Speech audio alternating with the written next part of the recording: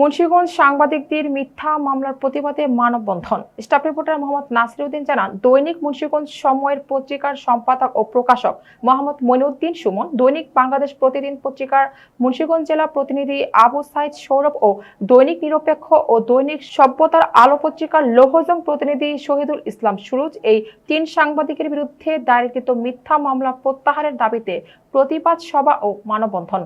মুন্সিগঞ্জ লৌহজং উপজেলা হলদিয়া এলাকায় শনিবার দুপুরে বিক্রমপুর প্রেস ক্লাবের সামনে এক বিশাল মানববন্ধন পালিত হয় ও পরে ১২ এপ্রিল রবিবার দুপুরে মুন্সিগঞ্জ প্রেস ক্লাবের সামনে আরও একটি বিশাল মানববন্ধন অনুষ্ঠিত হয়েছে।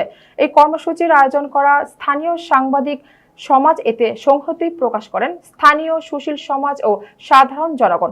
মানববন্ধনে বক্তারা অভিযোগ করেন, পেশাগত দায়িত্ব পালন করতে গিয়ে সাংবাদিকদের হয়রানি ও মিথ্যা মামলায় জড়ানো হয়। তারা যেন সঠিক নিউজ প্রকাশ করতে না পারে সেই সব মিথ্যা মামলা প্রত্যাহার করে সাংবাদিকদের নিরাপত্তা ব্যবস্থা করতে হবে। বক্তারা জানান, মুন্সিগঞ্জ একটি সরকারি দপ্তরে ঘুষ লেনদেনের ঘুষখোর দুর্নীতিবাজ মিজানুর রহমানের ভিডিও সংবাদ প্রকাশ করায় সাংবাদিক মনিউদ্দিন সুমন ও আবু সাইদ সৌরভের বিরুদ্ধে মামলা দায়ের করা হয়েছে।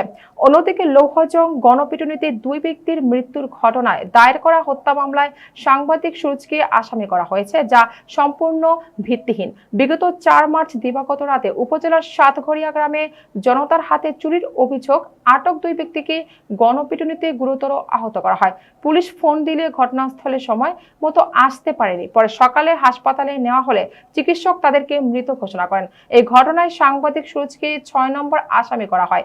তিনি এই ঘটনার সময় উপস্থিত ছিলেন না। তা নিয়ে ব্যাপক সমালোচনা সৃষ্টি হয়।